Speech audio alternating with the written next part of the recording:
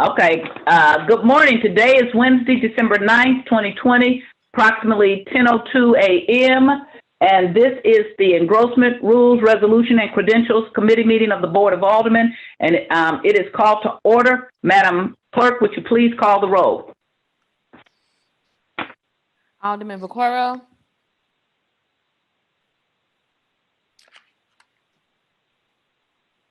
Alderwoman Green. On infrastructure and Alderman parking Todd. costs, and Aye. I was wondering if at any time Present. at a later date can Present. that tip those Alderwoman amounts. Evans. Present. Alderwoman Grass. Present. Chairwoman Tyus. Present. Alderman Vaquero.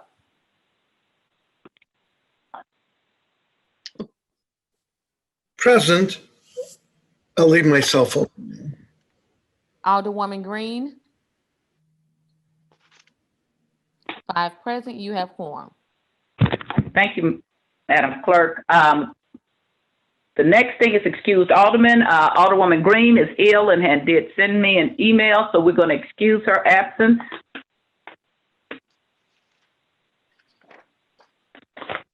Next agenda item 4 is approval of the minutes from Wednesday, December 2nd, 2020. I'd entertain a motion to approve the minutes of Wednesday, December 2nd, 2020. Make that motion that we approve those minutes. Second. Need a second? Second. Okay, we have approval. We have a motion to approve the minutes in a second. Any discussion? Answer your questions. Okay, you need to turn that down, Alderman Todd. Okay, if there are no questions, Madam Clerk, if you would call the roll. Alderman Vaquero. Aye. Alderwoman Green. Alderman Todd. Aye. Alderwoman Evans. Aye. Alderwoman Grass. Aye. Chairwoman Tyus. Aye. 5 aye votes. By your vote, you've approved the minutes of Wednesday, December 2nd, 2020. Alderman Todd has to attend another meeting, but he has indicated that he has not objected to us doing a previous role. Thank you for being here, Alderman Todd. And if you get to come back later, we'll look forward to it. If not, see you Friday. Thank you very much, Madam Chair. All righty. The next thing we have on our agenda is board bills for enrollment.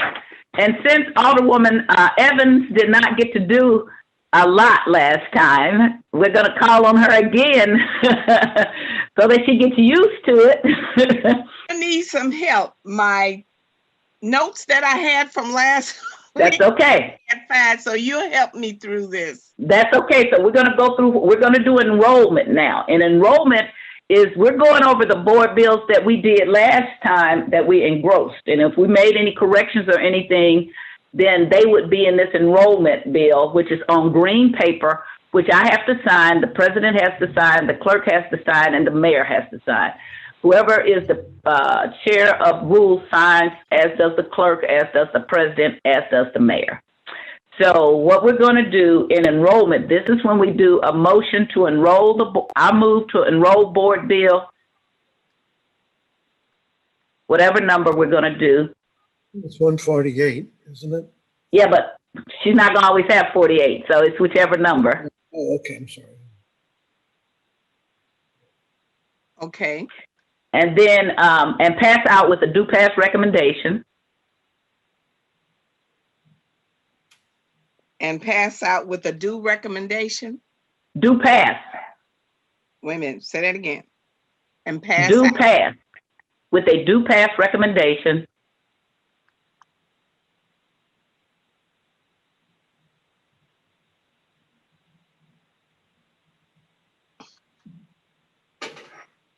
To the full board. Wait a minute. I move to enroll board bill blank, blank, blank, and pass out with a due recommendation. Due pass. With a due pass. PASS. Okay. Recommendation.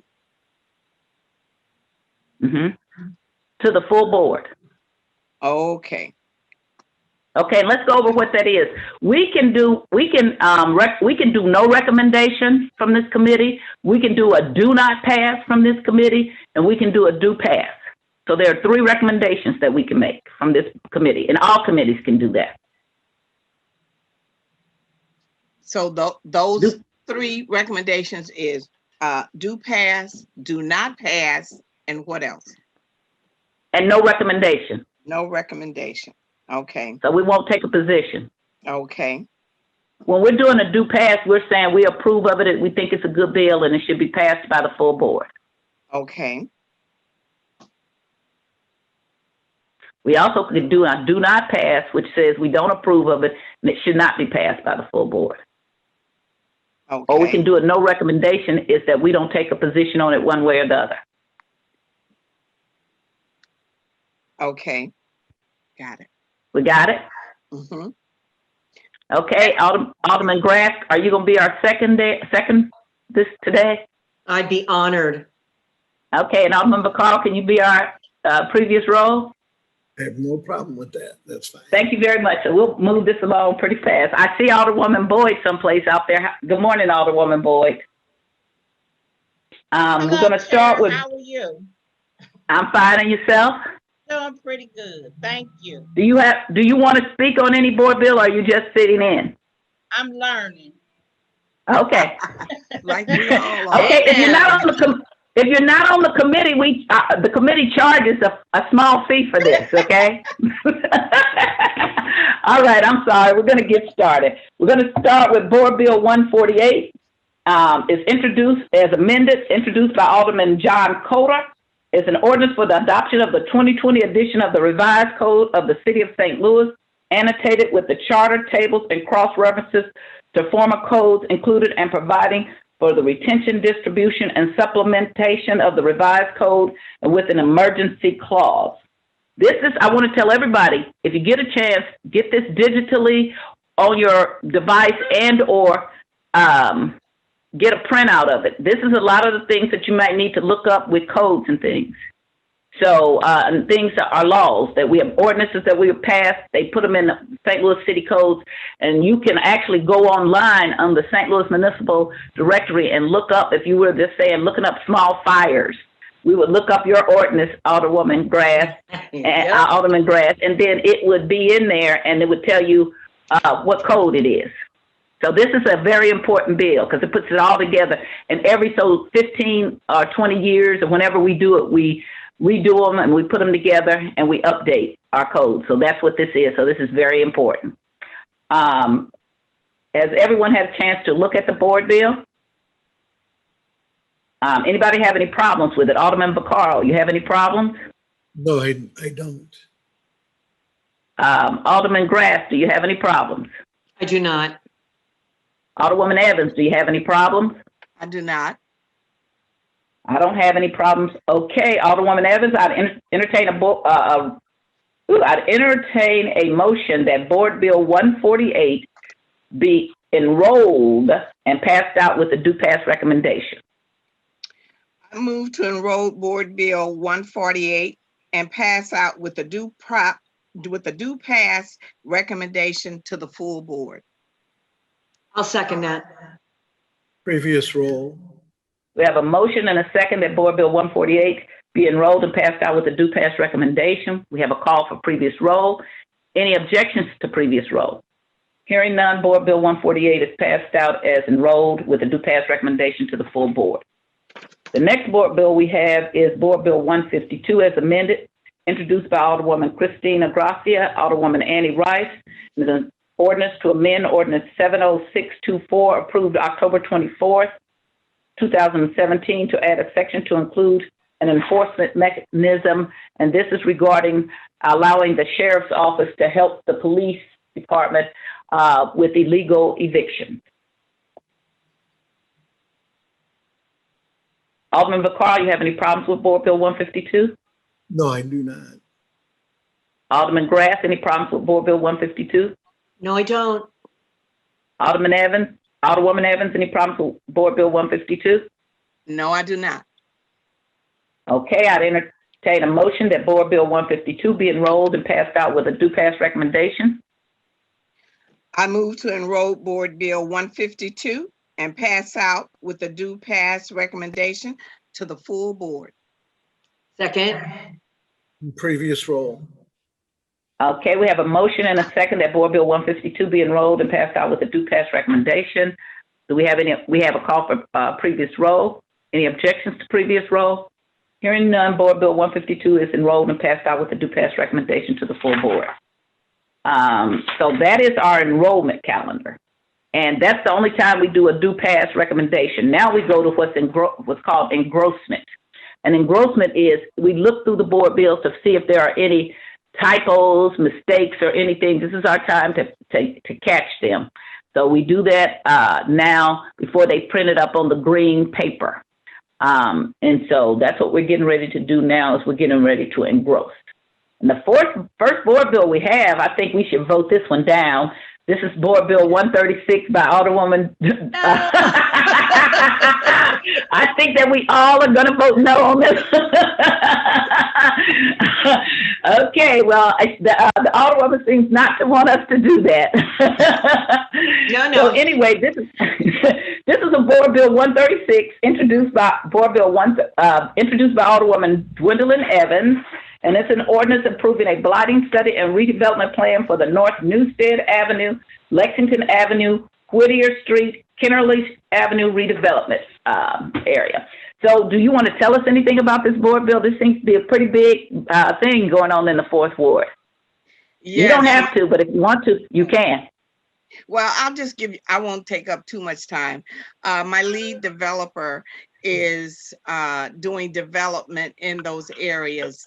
These are, it's in an area that our previous Alderman Sam Moore had designated throughout our ward.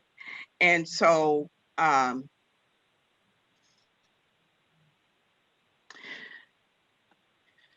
I'm sorry. Aww. That's all right. I understand. This was put in force before. If you take a minute, that's okay. I understand. I was working with Sam, so I know about it. I just thought you might want to take a minute to talk about it because it's a pretty big deal in the fourth ward. Yeah, and that's. I'm not going to take long. Okay. We're just continuing Alderman Moore's vision for the ward, for development. And this is a huge project that we want to see come to fruition. Because I think it's something like 151 acres or something. It's like a fourth of a mile. The pretty big. It'll really have a great impact on the fourth ward as the neighboring ward. I'm looking forward to that. Yes, it will. And I as well. Yes. I think that's a great thing. Thank you. We're going to compose ourselves. So, because Sam would want us to keep marching forward. And we're going to, first ask if anybody has any problems or found any concerns with Board Bill 136, Alderman Vaccaro. No, I mean, maybe with the sponsor. She seems awful. I agree with that. Me too. I think we're going to have to vote no.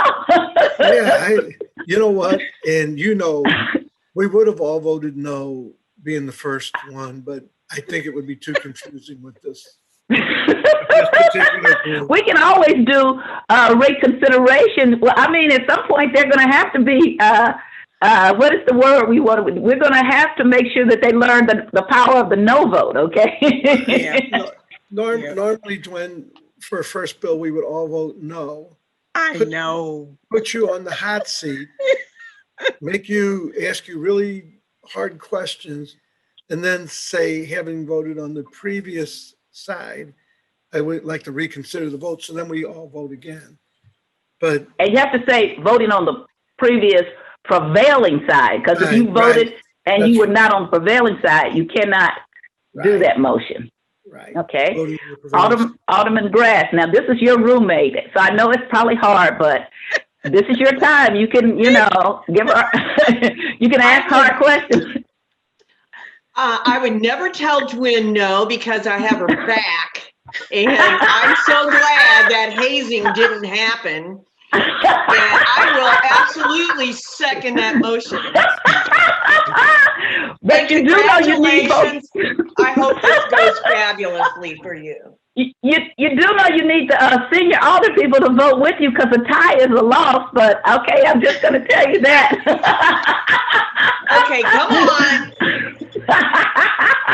Vicky, All righty. Vicky, would you tell her that we are a team? We We are the are. dynamic duo. We're the dynamic duo. We stick together Okay, no she matter. told us that, but we still have the senior audit people sitting right here. Yeah, I know. All I wish righty. we were in the building. I wish we were all in the room. It would just be awesome. Oh, it was. We had always had a good team. The president says I brag about the rules committee, but I do because we're the only committee that meets every week. And so we're very, very consistent in getting things moved along. And we have to look at both board bills twice before they come out our committee. And I think we do a great job. And since no one is willing to take on the mighty alderwoman from the 4th Ward, I'd entertain a motion that Board Bill 136 be engrossed. And that's all the motion is. Okay, and so now this, I'm sorry. So this is the part where I say, I move to engross. Yes. Yes, I move to engross Board Bill 136. That's all we have to say. Because we're not passing it out of committee. We're going to do that when it moves up to enrollment. Okay. Okay, Madam Chair, I move to engross Board Bill 136. Second? And previous roll. Okay, we have a motion and a second that Board Bill 136 be engrossed. We have a call for previous roll. Any objections to previous roll? Hearing none, the mighty alderwoman from the 4th Ward has engrossed Board Bill number 136.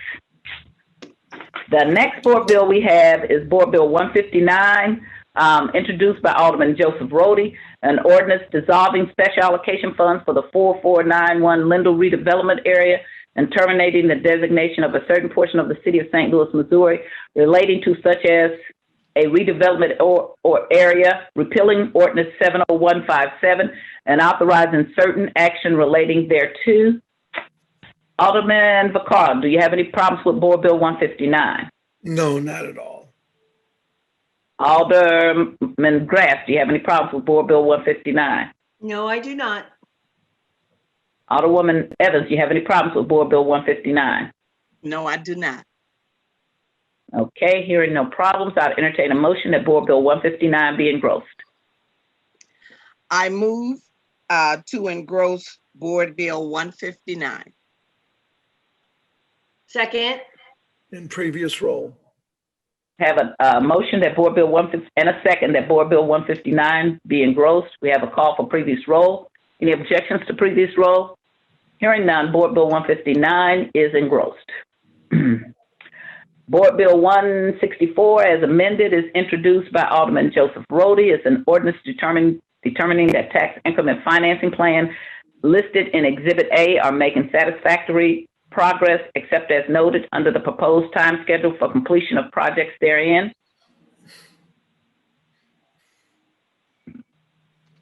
Alderman Vaccaro, you have any problems with Board Bill 164? I don't, no. Alderman Grass, any problems with 164? No, ma'am.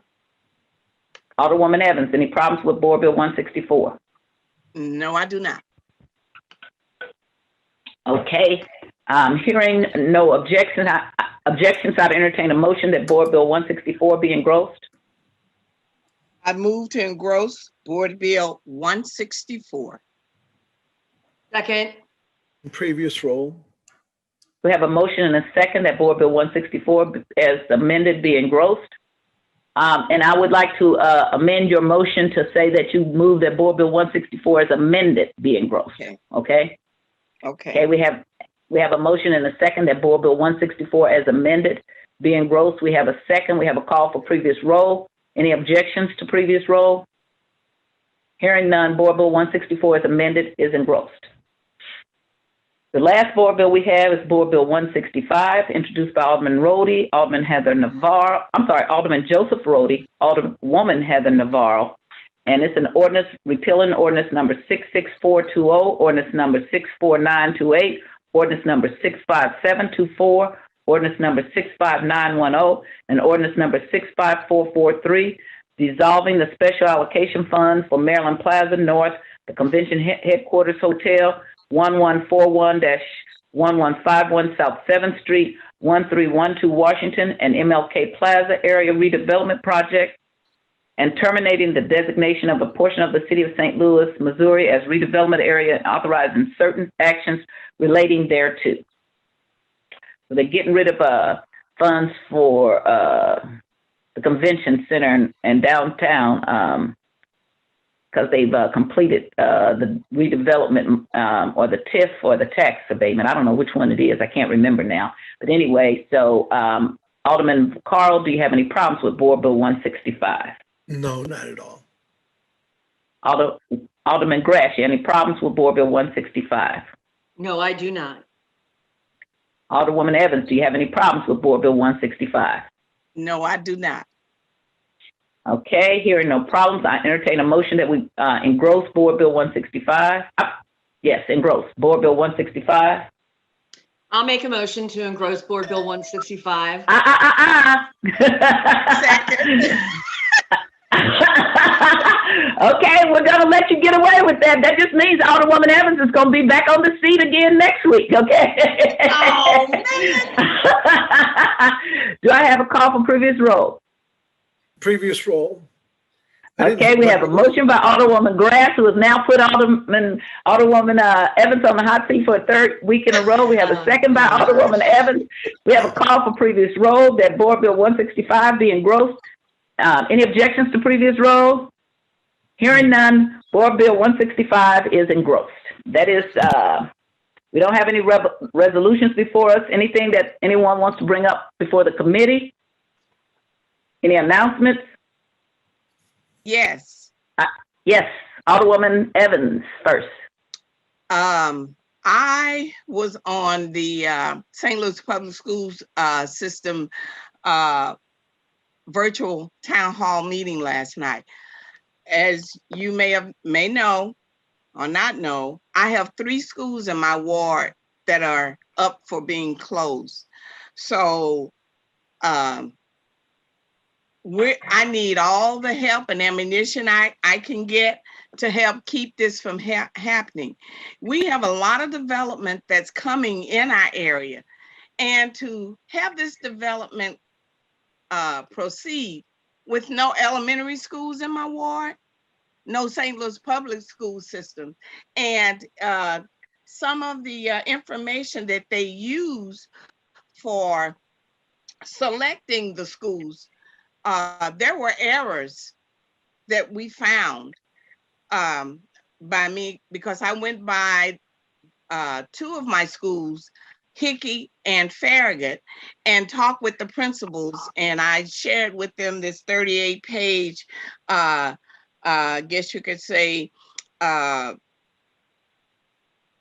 informational sheet that the district, the St. Louis public school system, had put out. And the principals, you know, they shared with me different info, just like Hickey. They said Hickey was a 114-year-old building. That was fallacy. It's only 54 years old. So, you know, if you come up with errors like that, what other errors did they use? And they have some buildings that didn't score as high as my building that they're keeping open. So here again, here they are using means to dismantle the 4th ward. That's ludicrous.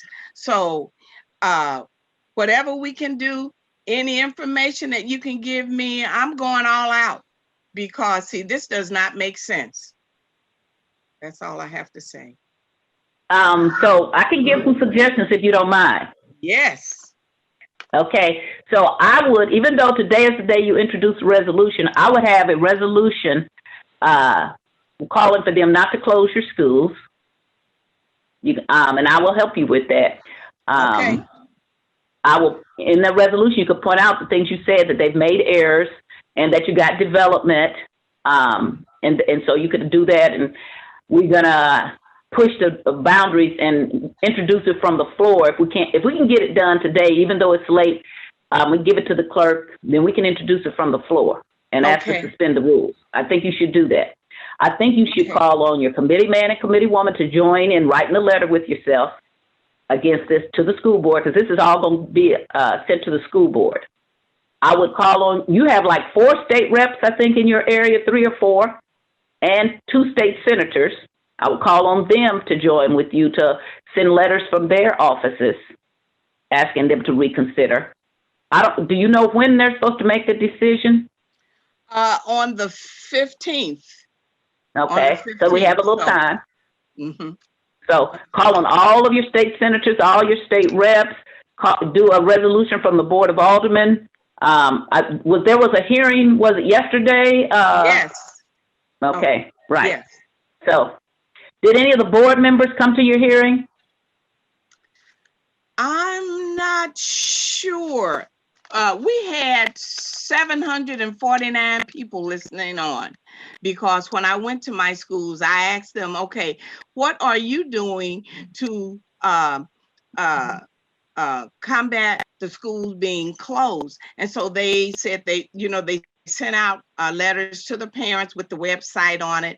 And I got a copy of the letter that was sent out from Hickey School, which is Principal Baird. And I took it with me when I went to Farragut, and I asked her the same thing, Principal Houston. I asked her what was her means of combating the schools being closed. And she said, well, they had notified the parents, they had sent out. I said, well, here's a letter. I don't know if you want to look at it, maybe glean something from it that you can use to send out to your parents again. And so she did. She did take that. And they did get all of that, sent out. So I'm thinking that's, like I said, it was 7. I counted the last count I counted was 749 people on that website. So we have I guess you could say, the involvement, the people that are aware of it. So we just need to see what else we can do to launch and keep them from closing those schools. Well, I don't know if you know, but Sterling's father was the principal of Sumner, Sam Miller. So the other thing I would do is I would ask the chair of the committee, Education and Youth Matters, to bring the members of the board, ask them to come back over before they make a decision. I find that not only do you have hearings, but you also bring the people before the committee to answer questions and have a public hearing, and ask the chair if he would set up a public hearing to do that. If he's not prepared to do it, we can do it in rules. But since it's an education matter, first check with him. But if he's not prepared to do it, I most certainly will set it up through rules, and you can send your resolution to our committee, and we'll have a hearing right away on that. So that's some of the things, and ask them to answer questions. Alderman Grass?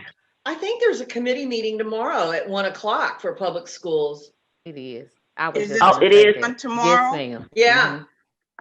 Okay. And are the board members scheduled to come? Is it Madam Clerk? I don't know. I believe Dr. Kelvin Adams. Yeah, I believe he's going to be on, and I think we have like a list of other speakers. So, but are any of the board members going to come? I'm not sure. They're not listed. Do you know? No, ma'am. Alderwoman, ask the chair if he could ask the board members to come to that hearing. That's what I was saying, because Adams may be making the recommendation, but I think it's the board members who have to actually make the vote. So that's who you want to have people see who their faces are and who's making that decision, and answer questions. Adams is good. The board members are better, because he can make a recommendation, but they don't have to follow it. Okay, now what happened? They kept mentioning Dr. Kevin Adams kept mentioning that they met with community leaders, they met with aldermen, and that was how they gathered their information to close. And I'm asking, well, what alderman did you meet with?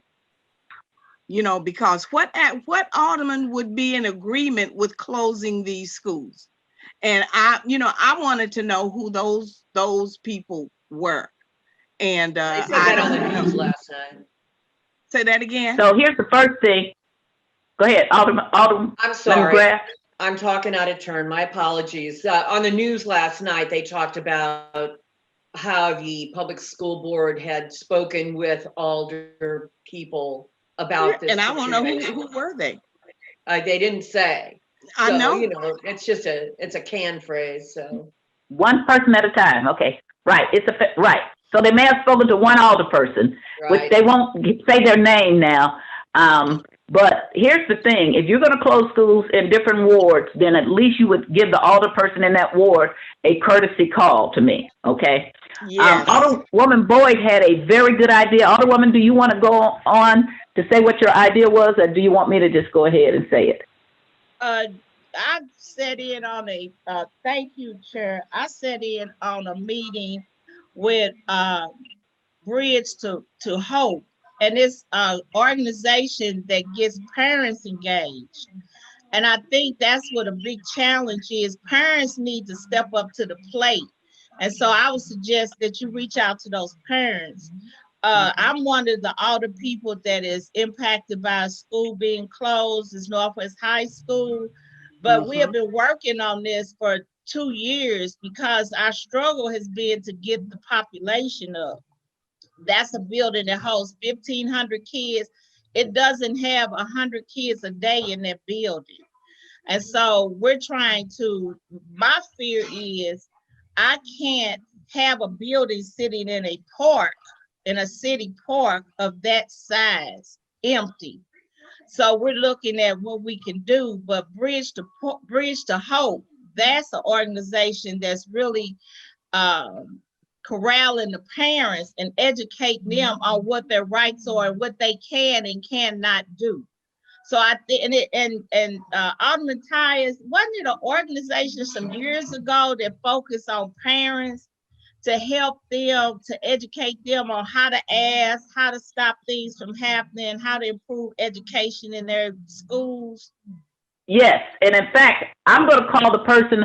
I'm going to call Percy Green because I can't remember that name, but he always used to talk to me about it. So I will call him and ask and get that name to you. There was, and I don't know if they're still operating or not. Right, but that's who Bridge to Hope made me think about, you know, because I knew I had went to a meeting once that they had, and they're right. A lot of our parents don't understand the rights that they have as parents in regards to education. And so my challenge to Dr. Adams was, because he told me the same thing, well, you don't have development in your ward. I said, so answer my question. How many of your principals have rolled my ward? I said, how many of your principals have seen the new houses and people that are buying LRA properties and rehabbing that are families? I said, the question is not us having development in our ward. The question is they don't pick your schools to go to. And so that's something you all need to look at to say, what are we not doing that parents that don't trust the public school system? And then they're sending them out to the county. But I also asked them, do you have a plan? Because DSEG will be dissolving in a couple of years. So what's your plan to take all these kids in?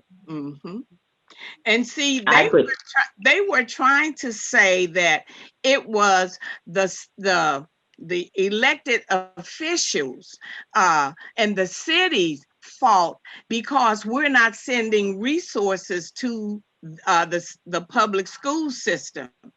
And they were trying to I'm saying, how can they blame that on us? And they're trying to say that we have no interest in education. I said, they got to be kidding. I kid you not. That's exactly what they were saying. Well, I want to say they're not all wrong. So let me just tell you, Sterling used to be, when he worked for the public schools, he was the lobbyist at the board. The reason why I vote against TIFs, because TIFs hurt the St. Louis Public School. All of this tax abatement hurts the St. Louis Public Schools. So the city takes money from them, and that's why you all hear me doing that. He lobbied for years against it, and before they put the board up under that special committee, the board always came out against a lot of this stuff. So we are not doing them. I'm going to take their side on this. You have to. That's why I said last week, we the Board of Aldermen, have to stop passing all of this tax abatement. I'm not talking about in areas like yours that need it. I'm talking about downtown Central Quarter that should be paying their own way by now. Alderman Bacall doesn't always vote for tax abatements and things because we do too much of it, and it does take away from the public schools. And I want to just add that I don't think you have to be a parent to be involved. I am concerned as a non-parent, but live in North St. Louis, because with the closing of Sumner, we have Sumner closed, Northwest used to be a high school, that's closed, Beaumont is closed, Central is closed. So the only high school that we have, and that's because Vashon got busy and built a new high school, is Vashon, which is really much more central. So when you're looking over in the 27th and the second ward, and even in the 20th, in the first ward, where do our children go to high school? Don't you even have a plan to say we at least got to keep one or two high schools that are central to north? So they're only counting about numbers, but I'm always just talking about how are all these children? They're going to have to stay on the bus because they actually have no school in a whole part of the city. And that's ridiculous to me. Okay. So I told you I have, because Sterling worked in the planning division. For those of you all don't know out there, Sterling Miller is my husband, and he's also the first ward committee man. But he worked for the St. Louis Public Schools. His parents were teachers. His father started the magnet school program. His mother was a math teacher. His father was the principal of Sumner, went all the way through Sumner. And so, but while he was in planning, they used to get these maps of where the schools was. So I have I'll dig up my map so we can look at where the schools were, what they have closed. Look at, because to me, they're just not even taking into consideration. Where are the children in the 27th, in the 2nd, in parts of the 1st? At least the 4th. It's a little closer to Vashon, but it's a whole part of North St. Louis you're just totally disregarding to me. I was concerned when they made Northwest a middle school, but I know why they did it, because they were trying to keep it. They're also not wrong in that we're losing population. We're losing population because, and this is us, this is the mayor's office, and this is the legislative board, the executive and the legislative branch. We have not focused our redevelopment on the places where it was supposed to be. We spent our block grant money, again, downtown Central Quarter, which is why I vote no. And we did not, we got that money from the ills in North St. Louis, but we didn't spend it to build it back up. So now this is a long-term withdrawal of services, of only tearing down things, of tearing up the best ward in the city, which was the 20th ward, which is the best ward, highest voting ward, had a very stable population. You did not help the 27th ward, the 2nd ward, the 1st ward, and the 20th. They were very stable middle-class wards. So instead of saying, let's help them and then work together, we just sucked everything out. And now this is long-term. This is 20, 25-year plan. So no one likes to hear about the Team 4 plan. Vince Shamel said many years ago, you do not have to adopt a plan to implement it. This is a implementation of something to withdraw services from our community. And ultimately, when you close the schools down, you close down everything. And I'll tell you this, 20 years ago when they did redistricting, which was wrong in the 20th ward, then they closed our schools. But they did it to fool the people. Like Peggy Ryan voted from the 4th ward, and I told her then, I said, oh, they're not going to really get rid of the schools in the 20th ward. What's now called the 1st ward, we have 5 schools, I want you to know. We have Hawthorne, Lexington that I built, City Academy, Northside Community 1, and Northside Community 2. So right in our community, we have 5 schools because we always had a stable population. They tried to destabilize our population by tearing it up and putting it into 4 or 5 different wards. So this has not been an accident. So I'm not going to blame entirely the school board. I, as a member of the St. Louis Board of Education Board of Aldermen for a long time, along with others, we have not done a good job in looking at our development and and moving our development and saying no to Joe Rody, and not just Joe, to the 17th Ward, to the 28th Ward, to the 6th, to the 7th. We just continue to vote for that stuff. And that is impacting our schools and our dollars. And so we want to go along with, oh, well, that's automatic courtesy. Automatic courtesy is going to kill the community, okay? There has to be, the mayor has to lead and start to say, and I've been begging for this for years, there are some places that have had so much tax abatement and so much TIF, you don't get any more. You get very small amount. Alderman McCall, I can't remember ever seeing a tax abatement bill or a TIF bill from you. Is that right? Have you ever done one? No, because the 23rd Ward doesn't need. I believe exactly what you said. The areas this are going are not what this was designed to do. I think it's meant to bring neighborhoods. The 23rd Ward houses are selling for $300,000+, and I'm not even talking about fancy houses. I agree, but I did want to say, if you do a resolution, put my name on it, because I agree. Right. I also think that as the board, I would be interested in, and I guess it would go into Joe Valmer's area, but maybe we need to look at where the money, because we just passed, I mean, on our tax dollars, and I don't know how many people pay attention to this, but 63% of all the dollars that are collected on property taxes go to the schools. Only 18% of that money collected goes to the city. And we do have to roll down, which in neighborhoods where houses are worth less, they actually charge them more. And in places where property are higher, they charge less, even though it's still a lot more money. But the city collects 18%, 63% goes to school. And we did also pass a bond issue that to fix all those schools up.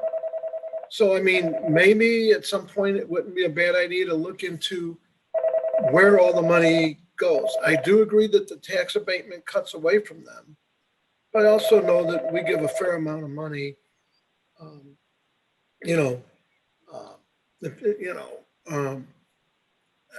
I know that in our neighborhood, when they started cutting schools out, once we put a charter school in, they got real interested in actually fixing up the couple public schools in the neighborhood, and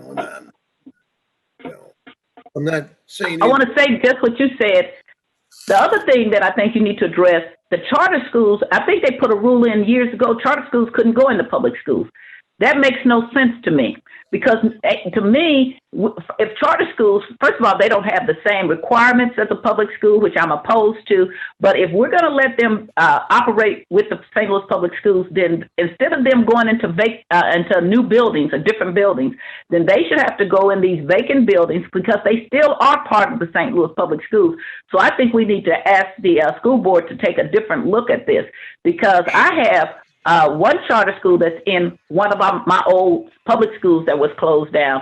But I have two charter schools that are in buildings that were not schools, whereas we have Scullins, Mark Twain, and Couples. Couples has air conditioning and everything, and we are negotiating about that. But that they could go into, if you're going to do a charter school, you should have to go into the St. Louis public schools and fix those up. I'm sorry, Alderman Bakar, you were speaking, but I wanted to speak to that. I had to go, I went. And the reason that changed, because of course, we did the charter school at Epiphany, and we wanted to go into the high school, Gardenville High School. And I actually went to Jeff City, and we got that changed up in Jeff City. It was a real hassle. We offered them what they wanted for that building. We offered them $1 million, or it was $500,000 more than they wanted, and they still wouldn't sell it to us. Finally, we went to Jeff City, and we did get that building, and obviously we're in it. And I agree, if we can get the public school buildings, I think the charter schools will be happy to go in them. I know that the reason they oppose the charter schools is the money that they would get per student the charter schools get. So everybody seems to oppose them. The Catholic schools oppose them because students that would be putting money into the Catholic schools lose that money. The public schools lose that money because the money that they would be getting per student, the charter schools and the public schools have to pay the charter that money. And if I'm wrong, certainly let me know, but I'm pretty sure I'm right on that because I have, we did the charter and it was through the battle. The state now, it used to be you had to get a non-for-profit. Now the state, what's her name? Robin Wabi runs the program for the state now. So it is a little bit easier to get into these schools. And that's just where I'm at. But I do think maybe we should look into where all the money's gone on, since we did that bond issue to fix all the schools. And I remember fighting okay. I'm sorry. No, go ahead. I'm sorry. No, I'm just a minute. And then Alderwoman Boyd had something. I want to say, I know they can get in them now, in which they couldn't. I want them to have to go in them. If you're going to open up a charter school, I want it to be mandatory that you go into these empty buildings, because that way we could at least save Sumner if there was a charter school that wanted to open up while we build the neighborhood back up. And then they don't have to have it forever, but they could be in one of the schools instead of letting them just fall apart, or we could save Northwest. Alderwoman Boyd, you had something you wanted to say? Yeah, what I said was, because I struggle with Northwest, and I don't think because I have an education committee, so every month we meet with all the principals. And so what I found out was at Northwest, the kids that go to Northwest don't live in the ward. Those kids live in South St. Louis. They live in the county, and the principal said, Woman, I asked, well, why are you coming here? They said, for a change of scenery. And so my frustration is principals are constantly saying the community is so bad, but you have kids that their parents are literally driving them to that school. So I said, I know that Sumner and Northwest were going to wind up being looked at, but I prefer if they left Sumner open. And then we could take Northwest and make it a community building. And I spoke to the alumni about that. I said, I don't want the building to close, but I have to be realistic.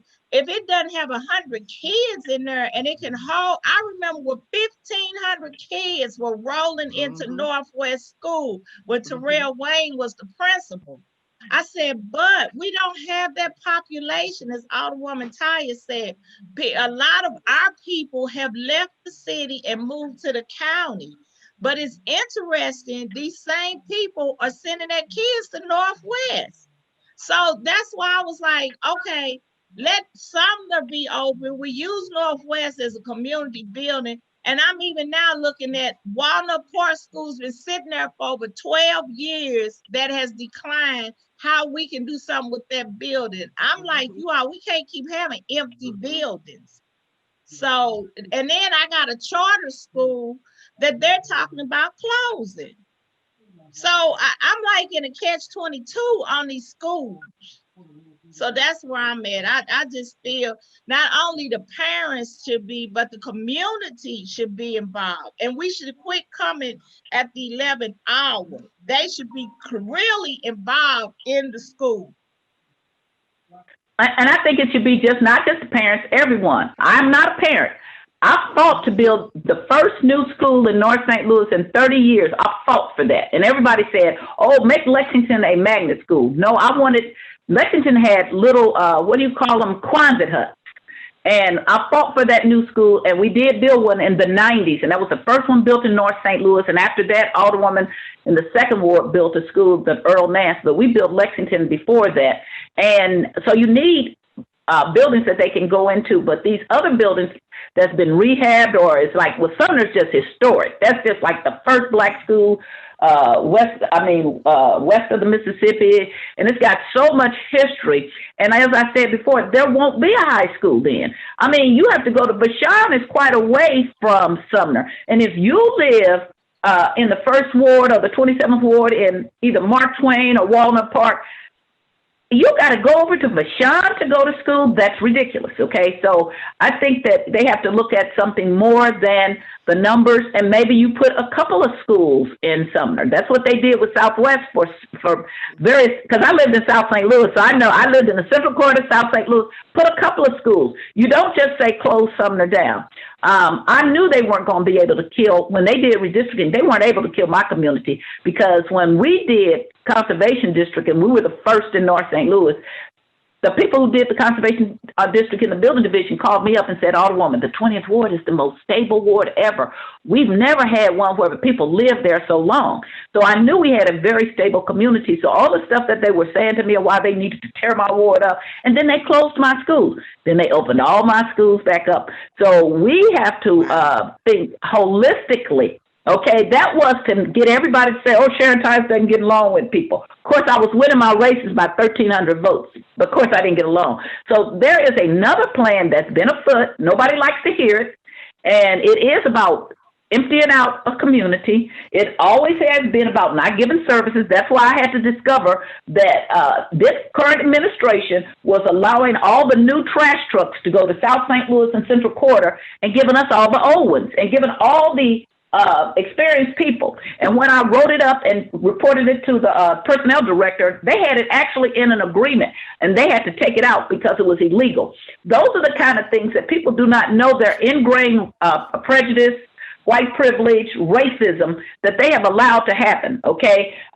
So we go along with it. I'm not going to just put this on white people. Black people, we keep voting for the same thing. We do not know the big impact. The money should have been going. If you get the money and you get a map of where block grant money has gone, it's not just supposed to be going in little programs. So I never use my block grant money for programs. I use my block grant money to help get Snooks built, to get Walgreens built. You need big projects in your wards to keep your people there from moving. And so we parcel out in North St. Louis to some small little programs, and then the big money goes someplace else. And we have to stop that. We have to look at development. We have to look at what's coming out of the mayor's office. We have to look at us, why we keep voting for this. And people think it's personal. It's not personal. I just have been here longer than anyone to know how much block grant money, TIF, tax abatement, has been used in other parts of the city when it really was supposed to attract development to the places that needed it, such as the 4th Ward, and to shore up places as the real 20th Ward and say, hey, you guys are pretty successful. We don't want you to leave. This city, also South St. Louis, has seen a lot of decline in certain areas because there are some places in South St. Louis that need some help, okay? And we don't do it. We put the help in the wrong place. So I'm going to say that to say, I'm going to stop and say, I will, when we get off of this phone, I got to plant trees today. But after that, I will work with you, Alderwoman Evans, to do a resolution. And I want my name on it, too. And I think anybody who cares about the city as a whole, that we need to stop Sumner from being closed, okay? We don't want all the schools. And Hickey, I know about Hickey being built because Daryl Jones, a friend of Sterling, he was one of the first students that went to Hickey, and he's only 65 years old, so I know Hickey is not 100 years old. And they ought to be ashamed that they got such misinformation, and that right there should take Hickey off the table until they get the correct information. But that's the way they did Scullin School. They closed Scullin schools who had, they give us these reports. Scullin had high participation with parents, teachers, and the Parents and Teachers Association. The students was there. They had a Teacher of the Year. Of course, we built a nice new private school across the street from Scullins, and Scullins got shut, even though Scullins was performance way above what was required. So some of this is political. Yes. This is people who don't live in our communities making decisions, who don't understand the history behind it. When people couldn't go to high school, that they would even think about closing Sumner makes my throat close up. I just can't even believe it. So I didn't want to get in front of you, but if you say you want help, I actually do have ideas. Okay. Yes. And so I will help you. Is there anyone else who has anything else to say? I do. This was Alderman Grass. Thank you, Chairwoman Tyus and Alderwoman Evans. I'd like to be on that resolution with you. And if there is anything I can do personally, professionally to help you in your endeavor, all you have to do is call me. I'm happy to do whatever you need. Thank you. Appreciate You're that. welcome. Schools are the most important thing. We always talk about how important education is, but at the end of the day, we don't pay teachers what they should make, and we do not really hold education up to the high esteem that it should be.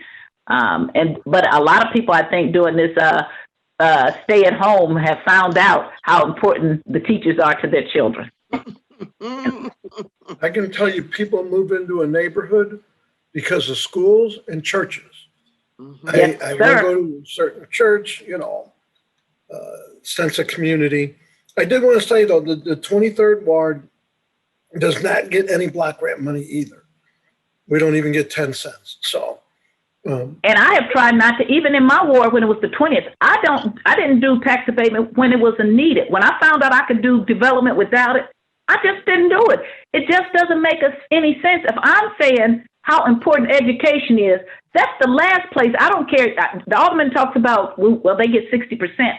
But when your population has gone way down, 60% of a million people paying taxes versus 60% of 300,000 people is a big difference. And then when you still are chipping away, that's a lot less money that they're getting. And we do have less population.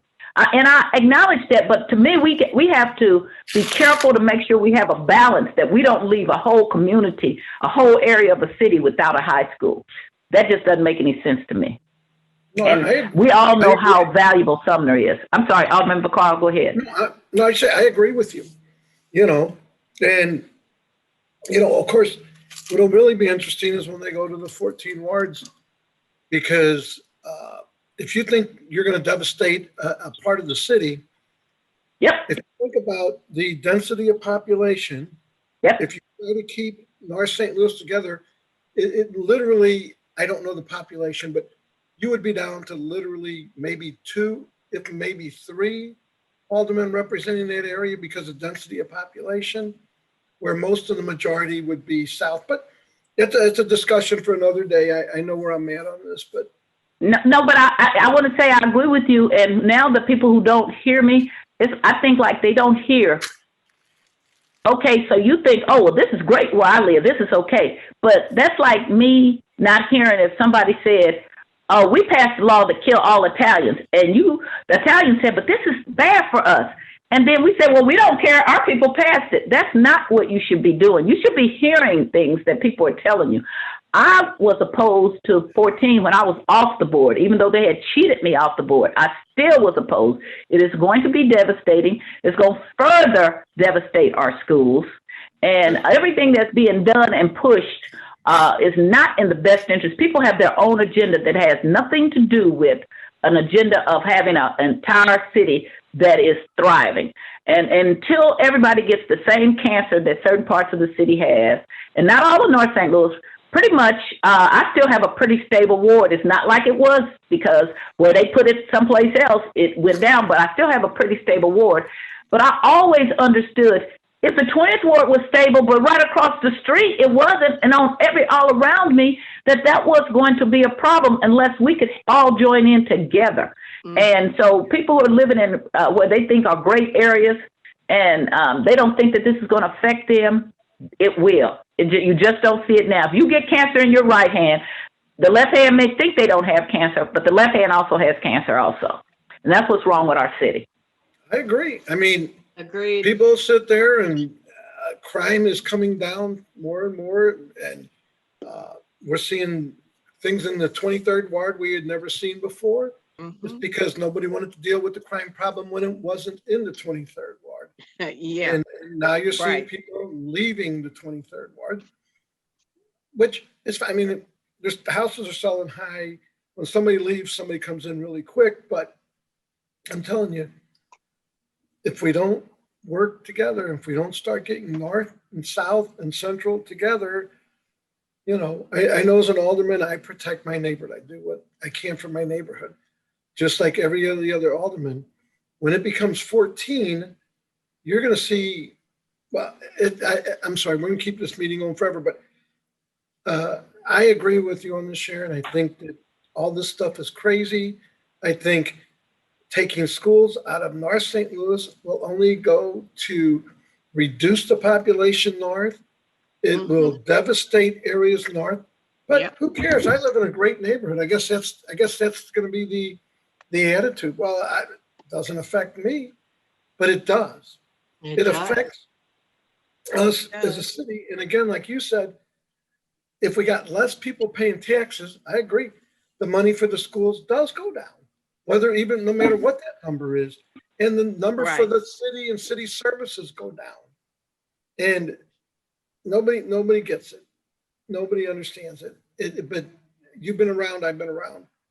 I understand that what we choose not to do in North St. Louis affects South St. Louis. I'm still all about protecting my neighborhood, just like everyone, and we should be. That's what we're elected to do.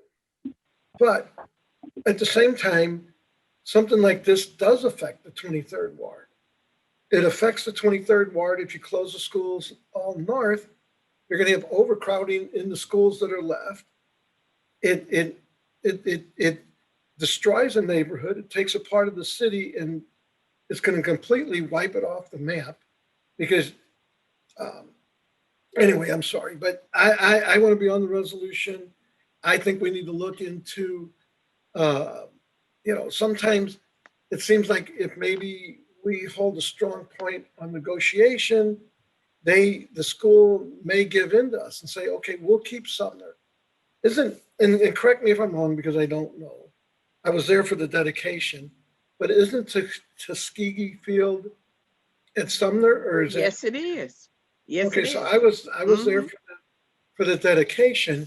I wonder if we can look at that, and as a city, maybe we can make that a historical site because of the Tuskegee Field, which would make it impossible for them to do anything. I think Sumner is already historical. I think it's already been done because it was the first Black high school west.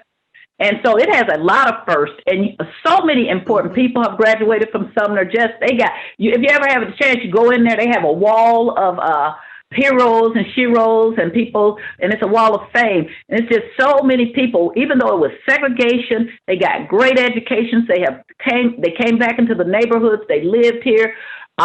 Many of my people who live in my neighborhood now really migrated from the Ville. The Ville and the Greater Ville areas were great people. And again, I will say, when I came here in 91 is when I started raising heck about block grant and how it was spent. And I actually got the Post-Dispatch to do some really good articles. Vince Schaefer really got mad because they did a mapping to show how they were applying for the block grant for one thing and then spending it someplace else. If you would do that kind of thing with a house loan, and you would apply for it for one house, and then you spend it someplace else, you would go to jail for that.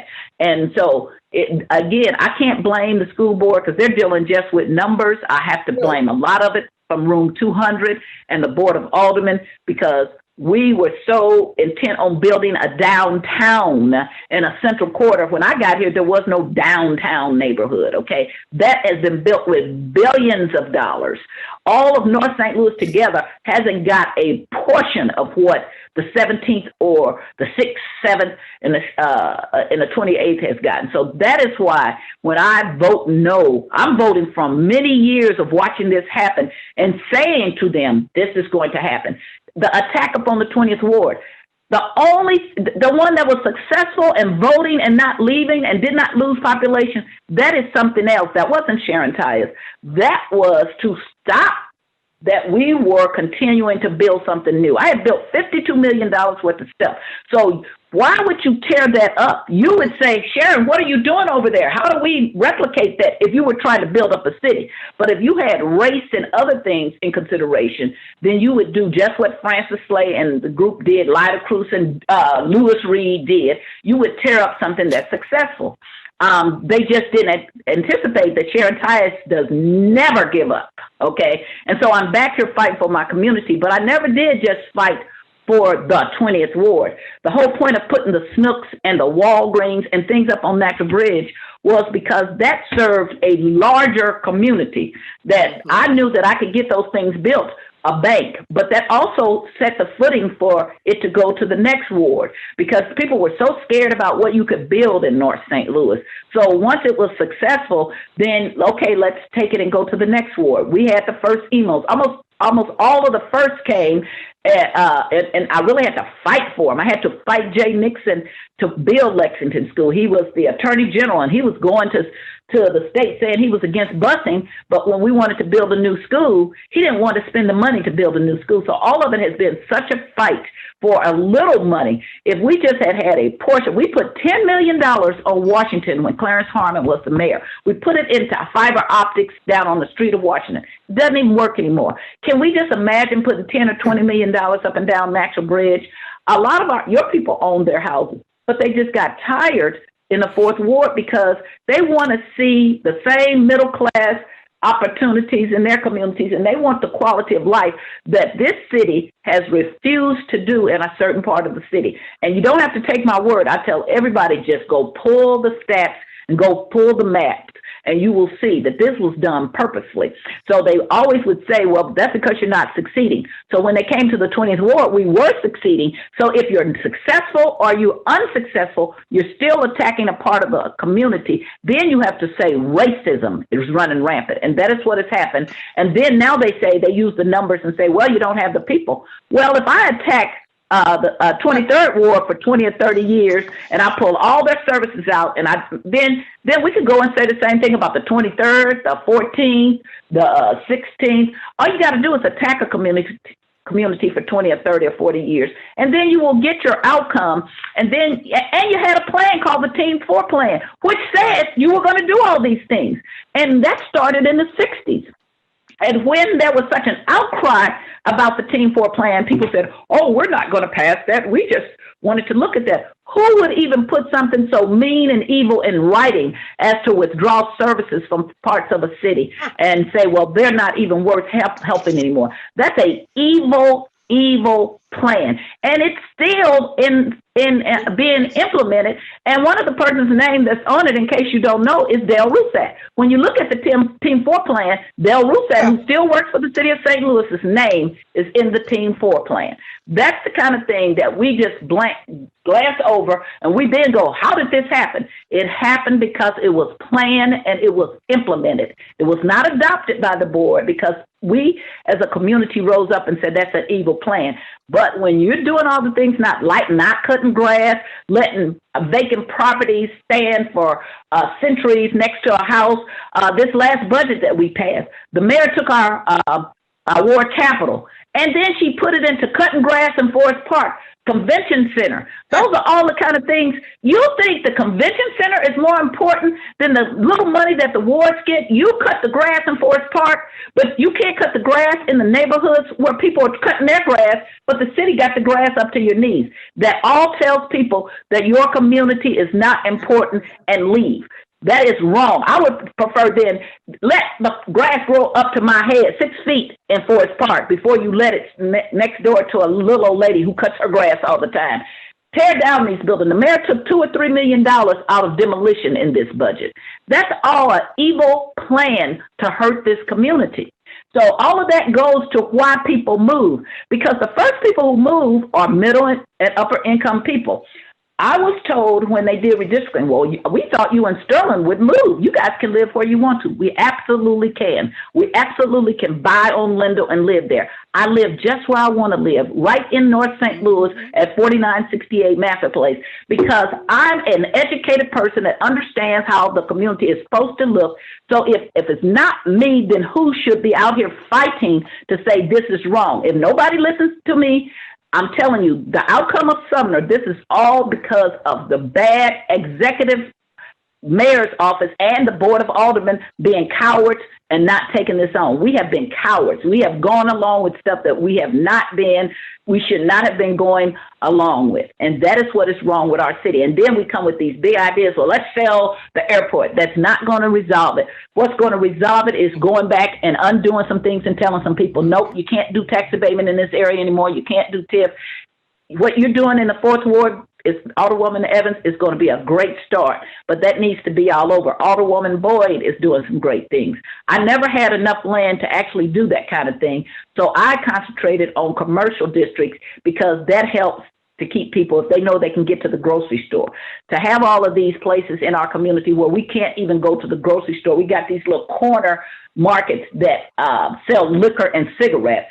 That's not grocery stores. That's a nuisance on our corners. That's hard to get rid of. So all of this stuff runs people out of the community. And then we do get to 100 or 150 people. But again, a better suggestion would be put 2 or 3 schools in Sumner. Put a high school and a junior high and a grade school. Don't close the building. Don't let it get attacked. Let's do some out of the box thinking. There used to be many years ago, people used to have one school in a whole community, and the people went from 1st grade through 12th grade. So let's look at some out of the box thinking, but do not close Sumner. Mhm. Well, I'm with you. Let's put the resolution together. Yes. I Okay. believe we'll get the majority. In fact, I know we'll get it. I would see why everybody, but let's make it our fight. Let's make it our Okay. mission. Okay? Let's get Our it fight. I done. like that. Our fight. Let's make it our absolutely. fight. Our fight. This is our fight. This is not Alderwoman Evans' fight. This is our fight. Be you a parent or a teacher or a non-parent, if you're a resident of the city of St. Louis, and even if you're not, if you understand the value of education, then come and help us fight this battle. Right.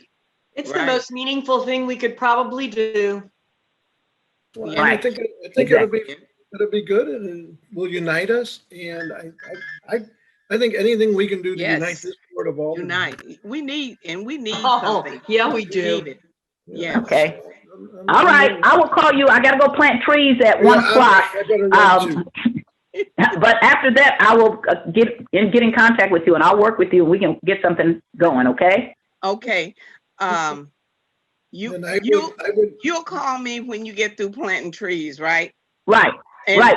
SSM Help is donated some trees, and so I'm going over to help plant them. And this is a great day to do that. So I want to thank SSM Help because they're going to have some volunteers, and then some people from the 1st Ward are going to also be planting. Where So are you going? Where are you We're going planting? to plant in the 5300 block of Queens, over in the Mark Twain neighborhood. Is that Boyd's? No. That's not. No, that's the 1st Ward. That's I your don't. first one. Alderwoman Boyd and I Okay. come together at Claxton. So she Okay. has the west side of Claxton, and I have the east side of Claxton. Okay. So, I'm sorry, 54 and 5300 block of Queens. Queens. Okay. We're going to be planting trees. They donated some trees, and I'm going to go help plant them. Okay. That's actually All right. how I got the bank at Kings Highway and Natural Bridge. It was the Mercantile, and we were doing a project in the 4800 block of Northland, and I was next to the bank president, and he said, "What do you think about Mercantile Bank?" I said, "I don't like it." He said, "Why not?" I said, "Because you're not in my neighborhood." Long story short, we stuck up a friendship, and we talked afterwards. We introduced ourselves, and that is how we got Mercantile Bank, because he was impressed with what my pitch was about getting a bank, and that's how we got the bank at Natural Bridge and Kings Highway. In 1993 is when we dug it up, and we opened it at the end of 93. Okay. I am going. All I'm right. going to make a motion that we adjourn because I do have to get something. I didn't even say I was going to entertain that motion, but does anyone have anything else to say? Okay, then I'd entertain a motion that we adjourn. I will make that I'll motion. second. All of any wait. Any not conversation. Anybody have anything to say about it? I can't think of the word right now. Thank Okay, no objections. All those in favor, aye. Aye. Opposed? Okay, thank you. You guys are great. I love this committee. Thank you, and I'll talk to you later, Alderwoman. All right. Okay. Take Goodbye. care. Thanks, Bye. Have a everybody. good day. Mhm. Okay. Good day. Bye-bye.